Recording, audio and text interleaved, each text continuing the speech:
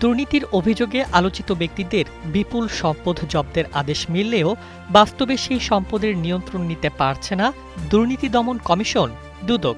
আদালতের নির্দেশের পরও হাজার হাজার কোটি টাকার স্থাবর সম্পদে রিসিভার নিয়োগ সম্পন্ন না হওয়ায় প্রশ্ন উঠছে, জব্দ করা সম্পদের প্রকৃত নিয়ন্ত্রণ এখন কার হাতে?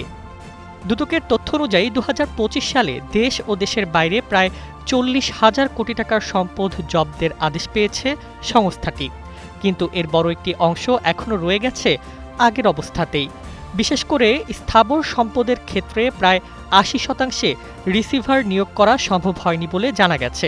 অভিযোগের তালিকায় থাকা সম্পদের মধ্যে রয়েছে সাবেক প্রধানমন্ত্রী শেখ হাসিনার পরিবারের সদস্যদের নামও।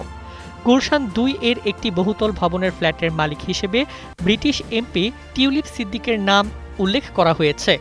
আদালত ২০২৫ সালে ওই সম্পদ জব্দের নির্দেশ দিলেও এখনও সেখানে রিসিভার নিয়োগ দিতে পারেনি দুদক। একইভাবে সেগুনবাগিচায় শেখ রেহানার নামে থাকা একটি ফ্ল্যাটও জব্দের আদেশ পেলেও দীর্ঘ সময় পরও সেটি বুঝে নিতে পারেনি সংস্থাটি।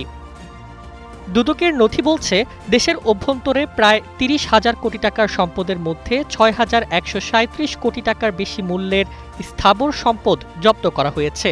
কিন্তু এসব সম্পদের বড় অংশে নিয়ন্ত্রণ প্রতিষ্ঠার আইনি প্রক্রিয়া আটকে আছে। বিশেষজ্ঞদের মতে শুধু আদালতের আদেশ পেলেই সম্পদ রক্ষা করা সম্ভব নয়।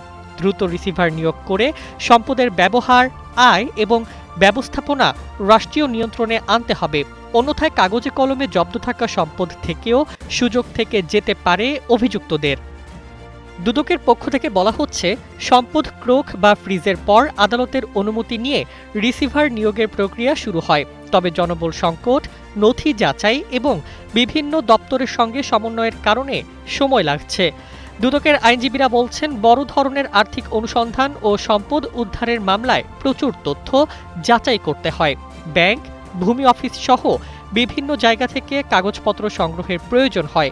তবে দুদকের সাবেক কর্মকর্তাদের কেউ কেউ মনে করছেন, শুধু সীমাবদ্ধতা নয়, কার্যকর উদ্যোগের ঘাটতিও রয়েছে। তাদের মতে, কোনো সম্পদ থেকে আয় হওয়ার সুযোগ থাকলে সেই আয় রাষ্ট্রীয় ব্যবস্থাপনায় আনার দায়িত্ব দুদকের। এদিকে সাবেক আইজিপি বেনজির আহমেদ সহ কয়েকজন প্রভাবশালী ব্যক্তির সম্পদে রিসিভার নিয়োগের মাধ্যমে রাষ্ট্রীয় কোষাগারে অর্থ জমা শুরু হয়েছে। তবে বড় প্রশ্ন এখনও রয়ে গেছে, যেসব সম্পদ জব্দ হয়েছে সেগুলোর প্রকৃত নিয়ন্ত্রণ কবে পুরোপুরি নেবে দুদক? News desk, ২১ television.